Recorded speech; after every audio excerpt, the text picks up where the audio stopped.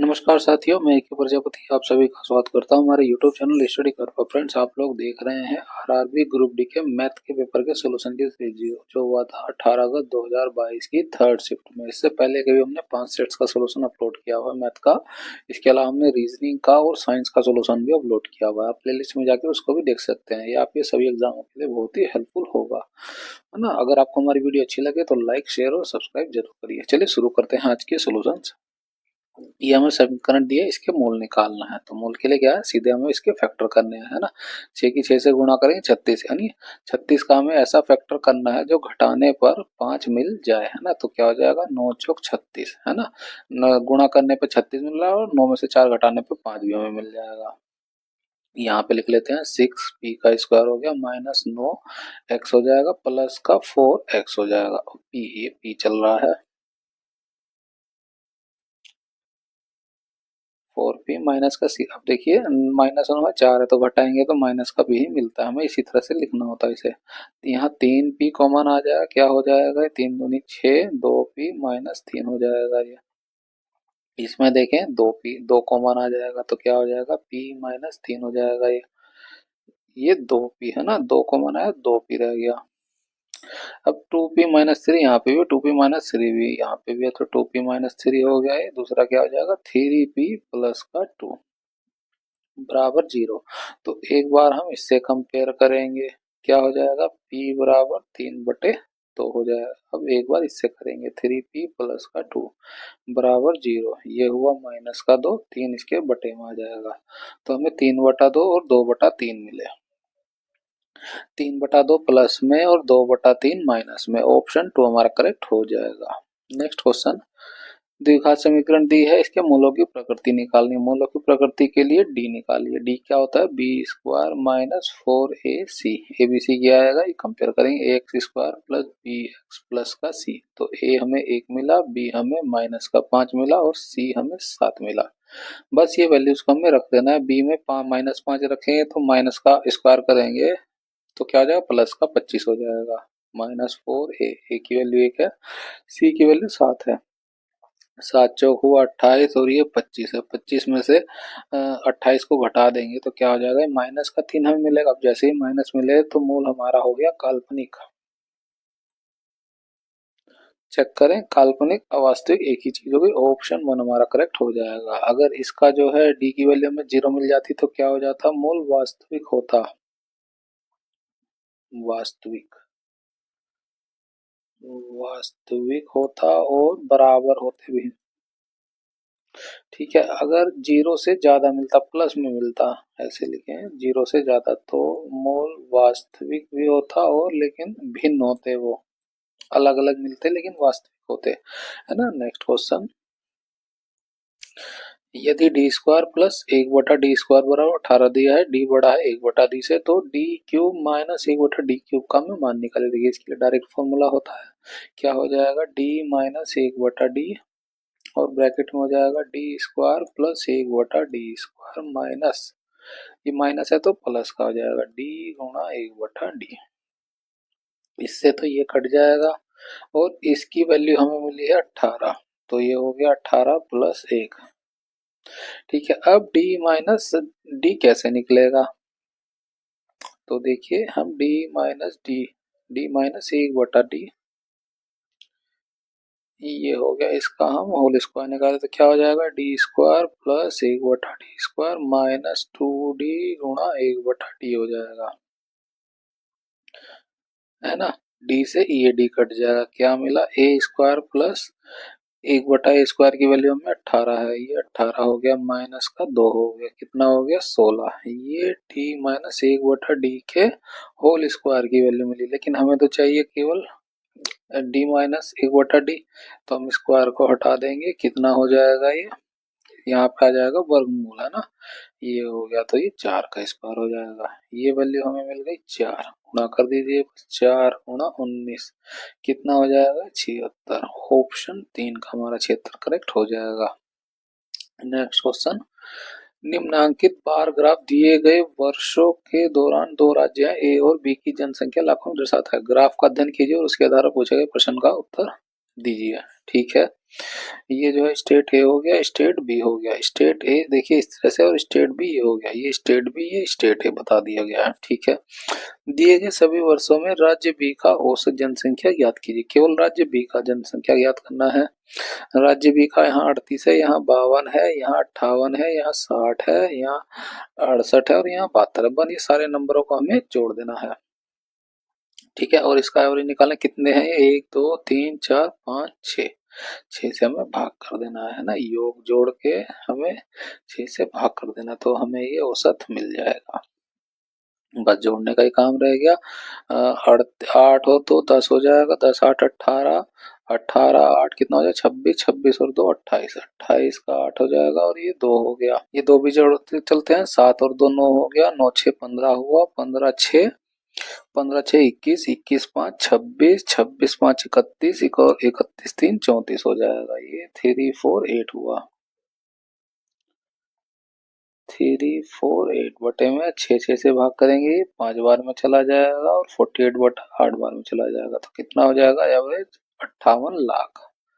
Next question, 10 centimeter व्यास वाले एक बेलन का संपूर्ण पृष्ठीय क्षेत्रफल ये दिया गया है। बेलन की ऊंचाई ज्ञात कीजिए। संपूर्ण पृष्ठीय क्षेत्रफल क्या होता है, 2 pi R H plus 2 pi R square बराबर दिया है 330। 2 पाई यहाँ भी है, 2 पाई यहाँ भी है, आर भी कॉमन है, आर को भी ले लेते हैं, तो 2 पाई आर हमें मिल गया, एच प्लस आर अंदर रह जाएगा, बराबर हो गया 330। ठीक है, वैल्यूज को रख देते हैं। ये जो हमें व्यास दिया है ना, तो आर कितना हो जाएगा 5 हो जाएगा, तो गुणा 22 बटा 7 और ये 5 हो गया, अंदर एच प्लस 5 हो जाएगा, बराबर है 330। 5 दूनी हुआ 10, ये 0 चला जाएगा, 11 से ये 2 बार में चला जाएगा और ये 3 बार में चला जाएगा, और कुछ नहीं कटेगा तो हम बाकी को उधर ले जाते हैं। क्या हो जाएगा, 7 तिया 21 हो जाएगा और ये 21 के बटे में 2 आ जाएगा, भाग कर देंगे, अब कितना हो जाएगा ये 10.5। 5 ये था, 5 उधर चला जाएगा, कितना बचेगा 5.5। ऑप्शन जो है एक का 5.5 हमारा करेक्ट हो जाएगा। नेक्स्ट क्वेश्चन, एक निश्चित बिल पर जो है 32% की एकल छूट देने के बाद विक्रय मूल्य ना, जब हम छूट दे देते हैं तो सेलिंग प्राइस हो जाता है। यहाँ हम ऐसे ही लिखते हैं 32% की छूट दी है ना, और प्रत्येक 20% की 2 क्रमिक छूटें दी गई। अब यहाँ पे 2 क्रमिक छूटें गई तो इफेक्टिव प्रतिशत निकालते हैं ना, a plus B minus A B बटा 100 होता है छूटों के लिए, तो 20 प्लस 20 माइनस 20 गुणा 20 बटे में हो जाएगा 100। ये हो गया 40 और ये जीरो ये जीरो ये जीरो, 2 दूनी हो गया 4, कितना हुआ 36% की सिंगल छूट हो जाएगी, है ना। यहाँ पे सेलिंग प्राइस को हम छूट को लिख लेते हैं, है ना, सेलिंग प्राइस ऑन डिस्काउंट, ये हुआ माइनस का 36%, है ना। सेलिंग प्राइस ये हो जाएगा, फिर डिस्काउंट के बाद जो भी मार्क प्राइस होगी उस पर हम डिस्काउंट दे देंगे तो सेलिंग प्राइस हो जाएगा हमारा। ठीक है, देने के बाद विक्रय मूल्य का अंतर जो है 25 रुपए का आता है ना। जब ये 32 से 36% की छूट देता है ना, छूट ये दे रहा है, और जब ये 20% वाली 2 क्रमिक छूटें दे रहा है, तो ये 4% का डिफरेंस आ गया, है ना, और यही उसके बिल में भी अंतर आ गया 4% का, जो 25 रुपए बराबर हो गया। बिल का वास्तविक राशि क्या होगी, वो वास्तविक 100% ही होगा। ठीक है, 100% हो, बस 100% की आप वैल्यूज को निकाल लीजिए। कैसे निकलेगा, यहाँ पे हम 25 की गुणा कर दे तो 100 मिल जाएगा, यहाँ पे 25 की गुणा कर दे कितना हो जाएगा, ये 625। आंसर क्या हो जाएगा, ऑप्शन 2 का 625 हमारा करेक्ट हो जाएगा। नेक्स्ट क्वेश्चन, किसी समूह में पुरुष महिलाएं और बच्चे शामिल हैं, उनमें से 40% पुरुष है, 35% महिलाएं हैं, कितना हो गया 75 हो गया, तो शेष जो है 25% हो गया।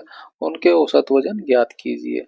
तो देखिए ये तो बड़ा सिंपल हो गया, प्रतिशत में दिया तो 70% पुरुष का 40% हो गया, प्लस 60 केजी महिला है और ये उसका 35% हैगा, प्लस 30 केजी बच्चों का कितना है 25% है वो। देखिए पटे में 100% लिखने की जरूरत है नहीं, क्योंकि 100% को हटाएंगे तो ये 1 हो जाएगा, इसलिए आसान था ये। 0 से 0, ये 0 से ये 0, ये 0 से ये 0 चली जाएगी। ठीक है, इस 0 से ये 0 काट देंगे हम, 25 दिया हो जाएगा, 75 भाग करेंगे 7.5 हो जाएगा, है ना।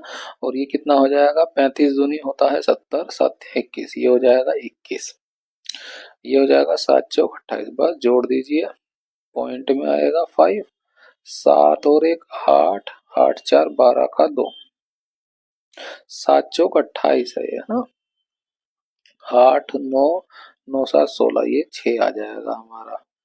हासिल एक हुआ, दो दो चार और ये 5, 56.5 इनका औसत वजन हो जाएगा। ऑप्शन 1 हमारा करेक्ट हो जाएगा।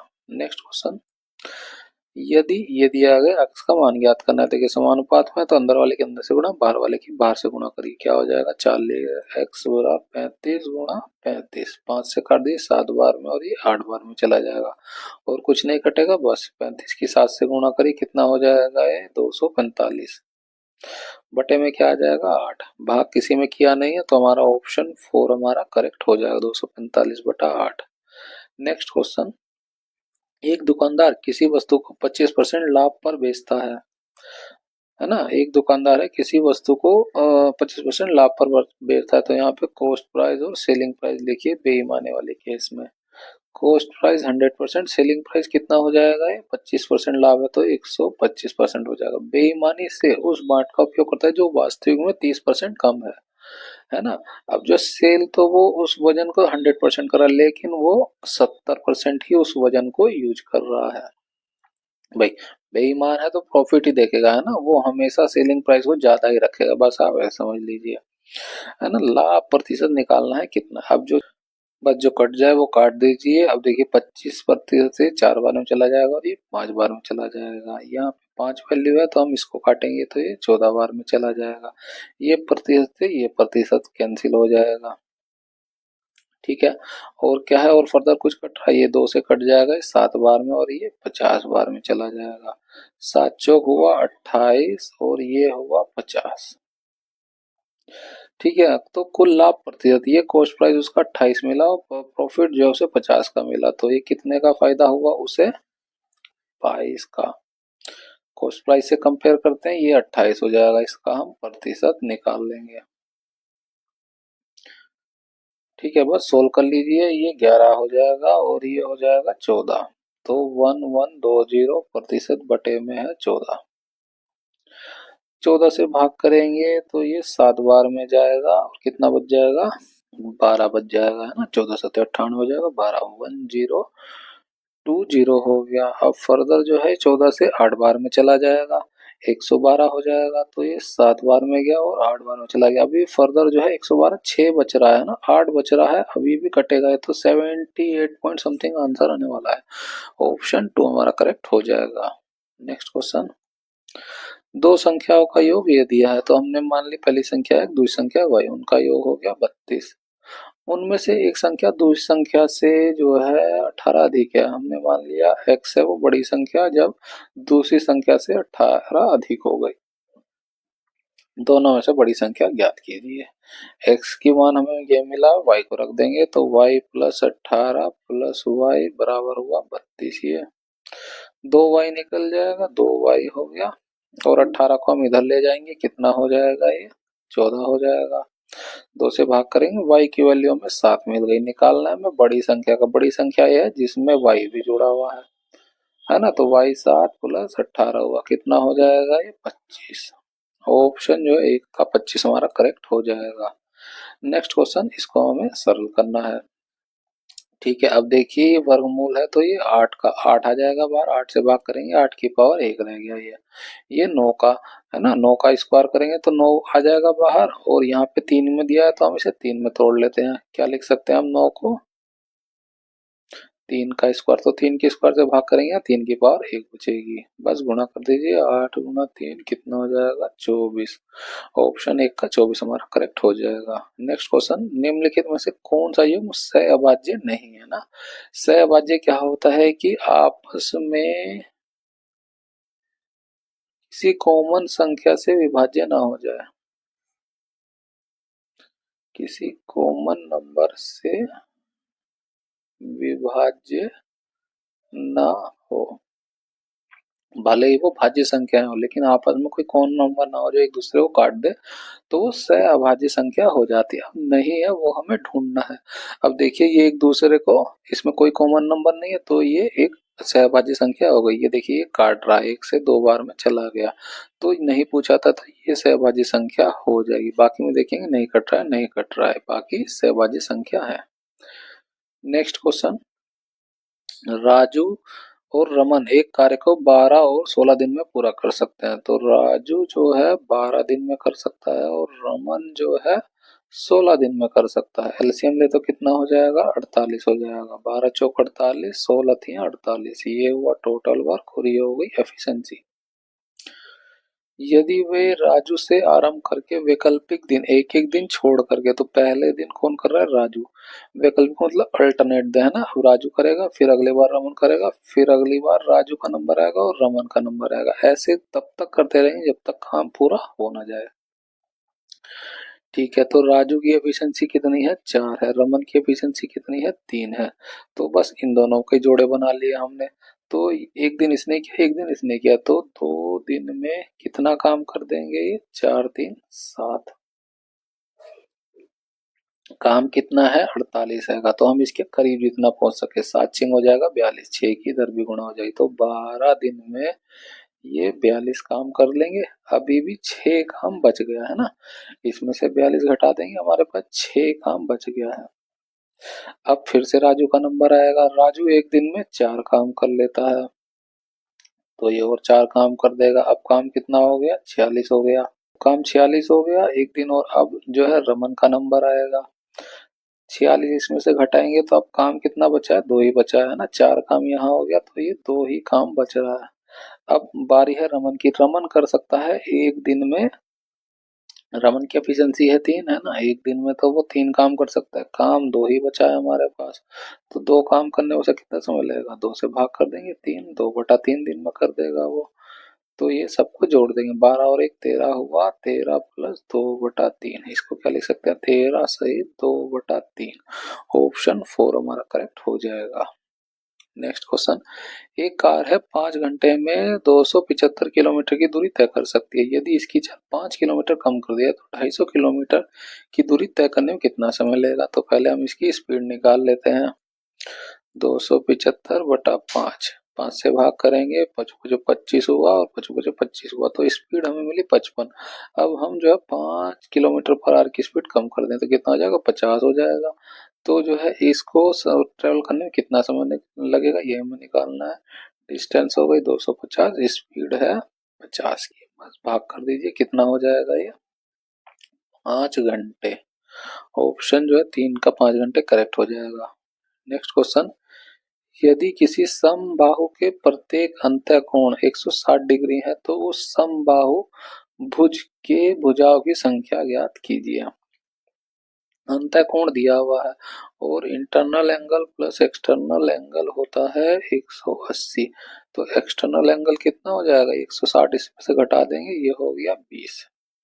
भुजाओं की संख्या निकालनी है तो 360 बता एक्सटर्नल एंगल, 360/20, भाग करें कितनी बार में चला जाएगा, 18 बार में। तो कितनी भुजाएं की संख्या हुई, 18। ऑप्शन 2 का 18 करेक्ट हो जाएगा। नेक्स्ट क्वेश्चन, एक समरूप चतुर्भुज की समांतर भुजाएं और उसकी ऊंचाई जो है 4 के सार्वअंतर के साथ समांतर श्रेणी में है ना। समलंब चतुर्भुज हो गया, ये एक भुजा हो गई और ये उसकी बड़ी भुजा हो गई, उसमें एक भुजा समांतर होती है ना, ये हो गया और ये हो गया। ठीक है, यदि ऊंचाई उस श्रेणी का सबसे बड़ा पाद है ना, ये जो हाइट है ये सबसे बड़ी हाइट है, ठीक है, और समलंब चतुर्भुज का क्षेत्रफल ये हैगा, तो सबसे समांतर, सबसे बड़ी समांतर भुजा की लंबाई और सबसे छोटी जो समांतर भुजा की लंबाई का अनुपात क्या होगा। अब देखिए जो है समांतर भुजाएं और उनकी ऊंचाई 4 के सार्वंतर में है, तो ये सबसे छोटी भुजा, इसको हमने ले लिया x। अगली क्या हो जाएगी, x+4 हो जाएगी, और ये कितना हो जाएगा, x+8 हो जाएगा, क्योंकि सब में 4 4 का अंतर होना चाहिए, तो हम इसका अंतर करेंगे तो 4 4 का मिलेगा। अब जो है हाइट को ही हमने x+8 क्यों लिया, क्योंकि हाइट जो है सबसे बड़ी है ना, सबसे बड़ा पाद हैगा ऊंचाई। ठीक है, अब क्या है, हमें दिया है समलंब चतुर्भुज क्षेत्रफल। इसके लिए फॉर्मूला क्या होता है, 1/2 इसका योग प्लस इसका योग गुणा हाइट होता है x प्लस 8। ये एरिया हो गया। उस एरिया की वैल्यू दी है हमें 160। जोड़ देंगे कितना हो जाएगा, 2x प्लस का 4 हो जाएगा। इसी में से कॉमन ले लेते हैं तो क्या हो जाएगा, इधर 1/2 तो है ही, ये कितना हो जाएगा, x प्लस का 2 हो जाएगा और गुणा में है x प्लस का 8 बराबर है 160। ये दो तो यही निपट गया। अब इसकी गुणा इसमें कर देंगे, क्या हो जाएगा, एक्स स्क्वायर, फिर इसमें करेंगे 8x हो जाएगा, इसकी करेंगे ये 2x हो जाएगा और इसमें करेंगे ये 16 हो जाएगा बराबर है 160। सबको इधर ही ले आएंगे तो एक्स स्क्वायर हुआ प्लस 10x हुआ, इसको इधर ले आएंगे तो कितना हो जाएगा 144। अब 144 कैसे फैक्टर करने हैं कि घटाने पर हमें 10 मिले, तो 12 गुणा 12 होता है और क्या ले सकते हैं 3 गुणा 4, ये भी 3 गुणा 4। इसको कैसे कर लेंगे, 3 गुणा 3 9 हो जाएगा, 9 दूनी 18, 18 में से 4 दूनी 8 घटाने तो हमें 10 मिल जाएगा। तो एक्स स्क्वायर प्लस 10x को हमें करना है 18 x माइनस 8x माइनस हुआ 144 बराबर 0। इसको हम ऊपर लिख लेते हैं। इसमें जोड़ा बनाएंगे तो x आ जाएगा कॉमन, x प्लस 18 रह जाएगा। इसमें देखिए माइनस 8 हमारा कॉमन आ जाएगा, क्या रह जाएगा अंदर, x प्लस 18 बराबर है 0। तो x प्लस 18 कॉमन आ गया और दूसरा बचा x माइनस 8 बराबर 0। x की हमें दो वैल्यू मिली, माइनस 18 और प्लस का 8। तो देखिए दो डिस्टेंस हो गया, ये सब तो जो है हाइट वगैरह नेगेटिव में नहीं होती है, तो x बराबर क्या हो जाएगा 8 हो जाएगा। ठीक है, ये वैल्यू हुई 8, ये हो जाएगा 12 और ये हो जाएगा 16। पूछा है तो सबसे बड़ी समांतर भुजा की लंबाई, सबसे बड़ी समांतर भुजा की लंबाई क्या हो जाएगी, 12 हो जाएगी। सबसे छोटी समांतर भुजा की लंबाई कितनी हो जाएगी, 8 हो जाएगी। का अनुपात निकालना है तो 4 से चला जाएगा 3 बार में और ये 2 बार में, क्या मिला, ऑप्शन 3 का 3:2 हो जाएगा। नेक्स्ट क्वेश्चन, सूर्य का उन्नयन कोण 60 डिग्री से बदलकर 30 डिग्री होने पर बोतल पर स्थित किसी मीनार की छाया की लंबाई में 40√3 मीटर की वृद्धि होती है। अब देखिए कोई दीवार थी या मीनार थी, तो जो है पहले 60 डिग्री का एंगल था, है ना, फिर जो है वो बढ़ करके 30 डिग्री हो गया। तो उससे क्या हुआ कि छाया की जो लंबाई है वो 40√3 में वृद्धि हो गई। ये जो है 40√3 हमारा मिल के निकल के आया, है ना। मीनार, मीनार की ऊंचाई को हमने मान लिया है, मीनार की ऊंचाई ही निकालनी है तो ये हो गया, इसको हमने मान लिया x। तो सबसे पहले हम इस वाले में सोल्व करेंगे, 1060 लगा देंगे। 1060 बराबर क्या होता है, ऊंचाई बटा आधार होता है। 1060 का मान कितना होता है, √3। तो h बटा x, x की वैल्यू कितनी मिलेगी, h बटा √3। अब हम पूरे में लगाएंगे 10 30 डिग्री में, 10 30 डिग्री क्या हो जाएगा, ये h बटा 40√3 प्लस का x, है ना। x कितना है, h बटा √3 30 है। तो 10 30 डिग्री का मान कितना होता है, 1/√3 बराबर है h, और ये हो गया 40√3। इसमें से हम इसको एलसीएम में ले लेते हैं, है ना। तो क्या हो जाएगा, ये बटे में आएगा इसके √3 और यहाँ पे क्या हो जाएगा, ये एलसीएम लेंगे तो ये बटे में 1 हुआ, तो यहाँ पे 3 की गुणा हो जाएगी, इसमें 40 गुणा 3 हो जाएगा ये, और यहाँ पे हो जाएगा h। ये √3 ऊपर चला आएगा तो क्या हो जाएगा, 1/√3 ऊपर आया √3h बटे में आया 40, 4 तिया 12 प्लस का h। बस इसको सोल्व कर लेंगे, क्रॉस मल्टीप्लाई करेंगे तो ये 120 प्लस h हो जाएगा और इसकी इधर गुणा हो जाएगी, ये 3h हो जाएगा।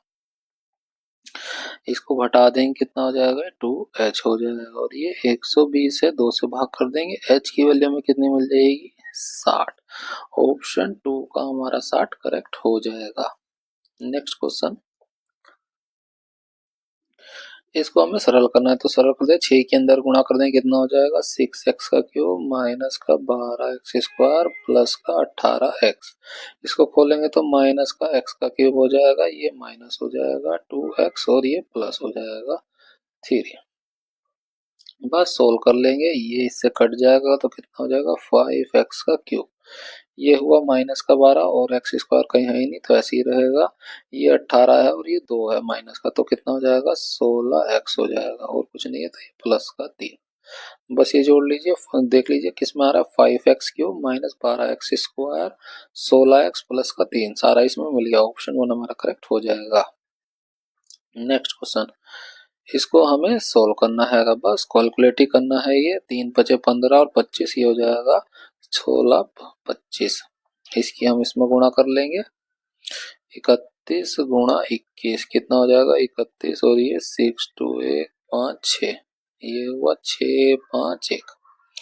इसको घटा दें कितना हो जाएगा 8 3 11 11 आएगा। 11 की इसमें गुणा करेंगे 2 हुआ 4 हुआ 2 हुआ, ये माइनस में आएगा। बस हमें इसको घटा लेना है, इसमें से घटा लेते हैं, ये बड़ा नंबर हो गया। 5 में से 2 जाएगा 3 हो जाएगा और जो है 12 में से 4 जाएगा 8 हो जाएगा, 15 में से 2 जाएगा 13। इसको जोड़ना है 6 5 1, 3 और 1 4 हुआ, 8 5 13 का 3 हासिल 1, 13 6 19 और 1 20, कितना हो गया 2034। ऑप्शन 2 का 2034 करेक्ट हो जाएगा। नेक्स्ट क्वेश्चन, मोहित का वेतन 15,000 प्रति माह है, वह घर के किराए पर 5,000, बिलों पर 2,000 खर्च करता है और शेष उसकी बचत है। तो 15,000 में से जो है 5,000 खर्च कर दे रहा है और 2,000 बिलों पर खर्च कर दे रहा है, कितना हुआ 10, 10 में से 2 गया 8,000। ठीक है, ये उसकी बचत हो गई 8,000 की। यदि वह अपने जन्मदिन वाले महीने पर अपनी पूरी मासिक बचत जो है जन्मदिन समारोह पर खर्च कर देता है। अब जो है जन्मदिन वाले पर जो ये बचत हो रही थी 8,000 की, वो 8,000 रुपये खर्च कर देता है, तो वो टोटल कितने 11 महीने ही बचत करता है। तो वर्ष के अंत में उसके द्वारा बचत की गई कितनी होगी, तो उसने 11 महीने ही सेविंग करी, बचत उसकी थी, टोटल बचत ही निकालनी है तो गुणा कर दीजिए 88,000 हो जाएगा। ऑप्शन 1 का 88,000 करेक्ट हो जाएगा। नेक्स्ट क्वेश्चन, 6 सेंटीमीटर त्रिज्या वाले एक ठोस गोले के से प्रत्येक 3 सेंटीमीटर त्रिज्या वाले कितने गोलाकार ठोस कांच बना सकते हैं। अब देखिए दोनों के कोष में वॉल्यूम तो जो है बराबर रहने वाला है ना। यहाँ पे जो है त्रिज्या जो 6 है, यहाँ पे छोटी है तो n नंबर ऑफ वॉल्यूम के बराबर होगा। यहाँ पे 3 किसके लिए फॉर्मूला क्या हो जाएगा 4/3 पाई r1 का क्यूब, यहाँ पे हो जाएगा n नंबर 4/3 पाई r2 का क्यूब। 4/3 पाई तो ये कट ही जाएगा। R1 R कितना दिया है 6, 6 का क्यूब कितना हो जाएगा, 6 को ऐसे ही लिखते हैं 6 6 6 बराबर हुआ n गुणा R का क्यूब कितना है 0.3, तो 0.3 गुणा 0.3 गुणा 0.3, इसे भाग करेंगे तो ये 20 बार में जाएगा, इससे ये 20 बार में जाएगा और इससे ये 20 बार में जाएगा। गुणा कर दीजिए सबकी, 2 दूनी 4 4 दूनी 8 और 3 0 है, तो कितने बनेंगे इस तरह के कांच के छोटे गोले 8,000। ऑप्शन 3 का हमारा करेक्ट हो जाएगा। नेक्स्ट क्वेश्चन, 12% वार्षिक साधारण ब्याज की दर से निवेशित एक राशि पर 2 वर्ष बाद प्राप्त मिश्र धन ये मिल रहा है, प्राप्त साधारण ब्याज ज्ञात कीजिए। साधारण ब्याज ज्ञात करना है। अब देखिए 12.5% की राशि से 2 वर्ष के लिए, तो ब्याज कितना हो गया 25%, इसकी हमें वैल्यू निकालनी है। मिश्र धन क्या होता है, प्रिंसिपल होता है प्लस का ब्याज होता है। प्रिंसिपल जो भी होता है 100%, ब्याज हमें मिल गया 25% होता है, तो यानी 125% की वैल्यू दे रखी है 8250। बस हमें ये निकालना है, ऐसे ही कर लीजिए। इसको हमने x मान लिया, क्रॉस मल्टीप्लाई करेंगे तो क्या हो जाएगा x इसके साथ गुणा होगी बटे में आ जाएगा 125%, ये हो जाएगा 25% और ये 8250 बीच में गुणा हो गया, प्रतिशत है ये प्रतिशत क्या 25 है, ये 5 बार में चला जाएगा, 5 से भाग करेंगे तो कितना हो जाएगा, एक बार जाएगा 3 2 5 6 30, ये 2 5 बचो बचो 25 1650। ऑप्शन 1 का हमारा 1650 करेक्ट हो जाएगा। नेक्स्ट क्वेश्चन है, माध्यिका वर्ग क्लास निकालना है, माध्यिका का वर्ग निकालना है। अब ये जो फ्रीक्वेंसी है इसे क्युमुलेटिव फ्रीक्वेंसी में कन्वर्ट करना होता है, तो ये 12 हो जाएगा, इसको जोड़ते चले जाना है, तो कितना हो जाएगा 27, 27 में 13 जोड़ेंगे 40 हो जाएगा, 40 में 10 जोड़ेंगे तो ये 50 हो जाएगा। अब ये जो हमें क्युमुलेटिव फ्रीक्वेंसी मिली बस इसी को भाग कर दिए 2 से, ये कितना आया 25 आया। अब 25 कौन सी क्युमुलेटिव फ्रीक्वेंसी में आएगा, वो आएगा इसमें, तो इसकी माध्यिका वर्ग क्या हो जाएगी 50, 100। ऑप्शन 4 हमारा करेक्ट हो जाएगा। नेक्स्ट क्वेश्चन, 108 और 144 का महत्तम समापवर्ती एचसीएफ ज्ञात कीजिए। तो 108 लिखिए और 144, जितनी बार ये कटता जाए नंबरों से काटते चले, 4 से कट जाएगा, 4 से ये 2 बार में जाएगा, है ना, और ये बचा 28, 7 चौक 4 तिया 12 हो जाएगा और 4 छिंग 24 हो जाएगा। अब अगला दिख रहा क्लियरली 9 से चला जाएगा, 9 तिया 27 हो गया, 9 चौक 36 हो गया, फर्दर इसे कोई नंबर नहीं जाएगा तो ये इसका हिस्सा हो जाएगा 9 चौक 36। ऑप्शन 4 हमारा करेक्ट हो जाएगा। नेक्स्ट क्वेश्चन, इसको हमें सरल करना है। अब 1/3 की पावर -3 दिया है, तो जब हम इसे 3 करेंगे तो पावर हो जाएगी प्लस में, है ना, उल्टा करते ही। इसको भी उल्टा करेंगे, 5 लिखेंगे तो पावर हो जाएगी प्लस में, इसको भी उल्टा करेंगे तो पावर हो जाएगी प्लस में 2। बस इसको सोल्व करना है। 3 का क्यूब करेंगे तो कितना हो जाएगा, 3 तिया 9, 9 तिया 27। 5 का क्यूब करेंगे कितना हो जाएगा 25 और 625 हो जाएगा ये। 15 का स्क्वायर करेंगे कितना हो जाएगा 225। बस जोड़ दीजिए इसे, 5 5 10 और 7 17 हासिल 1 हुआ, 2 और 1 3, 3 2 5, 5 2 7 हो जाएगा और ये 6 2 8, 877। ऑप्शन 2 हमारा करेक्ट हो जाएगा। नेक्स्ट क्वेश्चन, निम्नांकित बार ग्राफ दिए गए वर्षों के दौरान एक डेयरी उत्पाद कंपनी की 3 शाखाओं एक्स वाई जेड द्वारा दिए गए दुग्ध उत्पादों का आंकड़ा दर्शाया गया है। ठीक है, दिए गए 4 वर्षों के लिए डेयरी उत्पाद कंपनी की किन शाखाओं का उत्पादन न्यूनतम था, है ना, किन शाखाओं का, तो हमें सभी शाखाओं का एवरेज निकालना होगा। सबसे पहले हम शाखा एक्स का निकालते हैं, शाखा एक्स का ये है इस तरह से सीधी बार वाला, है ना, तो 50 और 45 और ये 55 कितना हो जाएगा 50 50 100 हो गया, 150 हो गया ये। 150 में ये 50 और जोड़ देंगे, ये हुआ 200, 4 से भाग करेंगे, ये हुआ 50 का एवरेज, इसका हुआ एक्स का।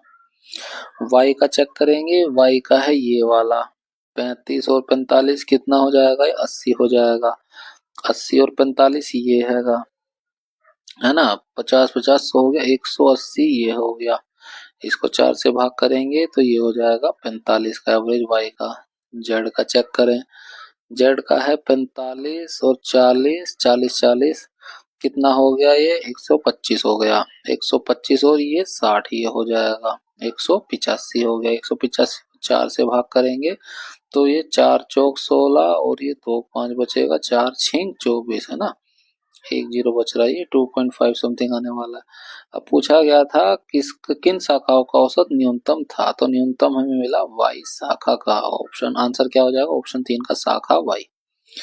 नेक्स्ट क्वेश्चन, एक पिता और उसकी पुत्री की वर्तमान आयु का योग 80 वर्ष है।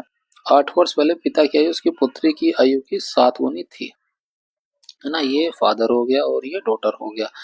8 वर्ष पहले उसकी पिता की आयु उसकी पुत्री की आयु की 7 गुनी थी, तो ये 7:1 का रेशो था 8 वर्ष पहले। अब से 8 वर्ष बाद पितरी की आयु हमें निकालनी है, और देखिए एक पिता और उसकी पुत्री की वर्तमान आयु का योग दिया हुआ है और यहाँ रेशो दिया हमें 8 साल पहले का, तो हम 8 साल पहले की उम्र योग देख लेते हैं कितना हो जाएगा, 8 यहाँ भी कम हो जाएगा, 8 यहाँ भी कम हो जाएगा, कितना कम हो जाएगा 16, है ना, इसको घटा देंगे कितना हो जाएगा 70 6 64 हो जाएगा ये। तो इन दोनों के रेशो को भी हम जोड़ लेंगे, कितना हो जाएगा 8 रेशो हो जाएगा, और इन दोनों के रेशो का योग हमें कितना था 64 था, 8 से भाग कर देंगे 8 आ गया। तो पुत्री की जो है 8 साल पहले की उम्र कितनी निकल आएगी, 8 से गुना करेंगे तो 8 वर्ष निकल के आई। वर्तमान में के लिए, वर्तमान में पहुंचने के लिए हमें 8 जोड़ना पड़ेगा, है ना, 8 वर्ष पहले का था।